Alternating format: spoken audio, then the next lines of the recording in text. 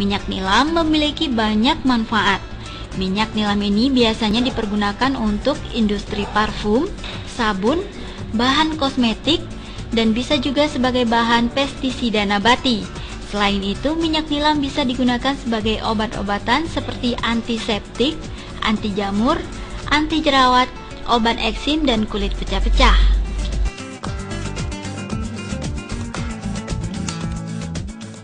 Nah, itu dia pemirsa proses pembuatan ketel untuk penyulingan minyak nilam. Nah, untuk mengetahui lebih jelas tentang prospek budidaya nilam, saya akan mengajak Anda untuk berbincang bersama konsultannya, yaitu Bapak Juanda.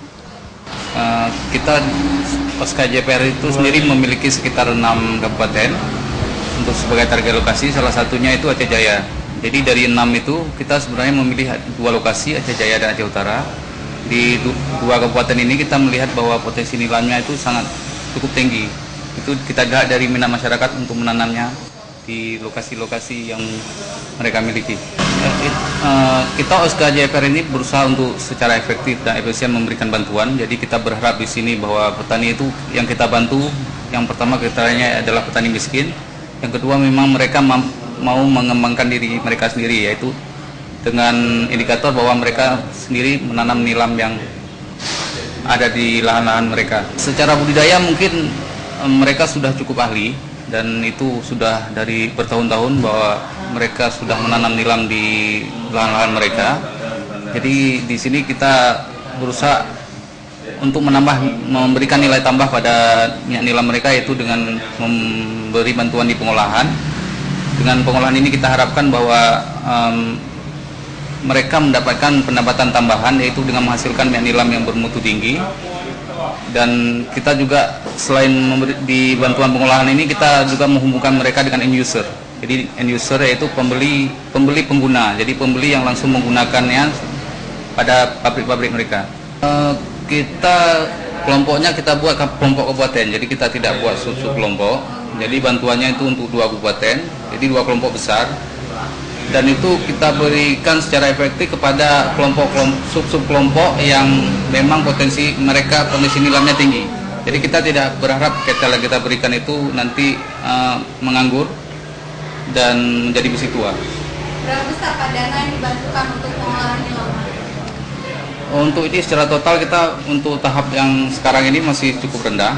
Tapi seperti saya bilang tadi, kita berusaha secara efektif karena ini masih pilot project. Kita berharap nanti di tahun-tahun seterusnya jika seandainya proyek ini disambung, kita berharap mungkin nilam ini merupakan salah satu prioritas utama yang akan kita kembangkan.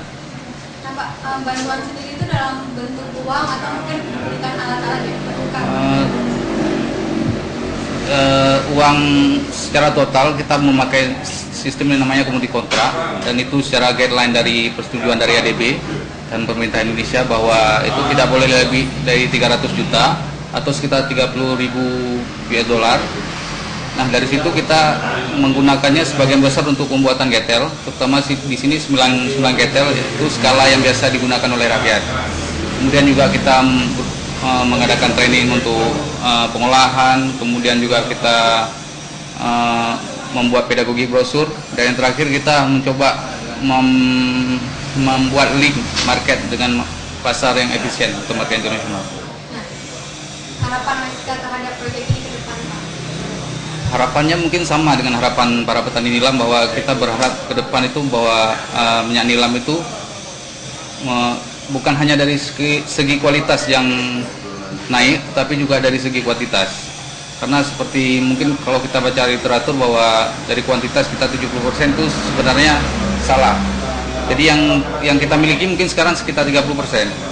Jadi kita berharap nanti kita 70% itu kita dapat capai kembali, mengalahkan mungkin produksi nilam yang ada di Jawa.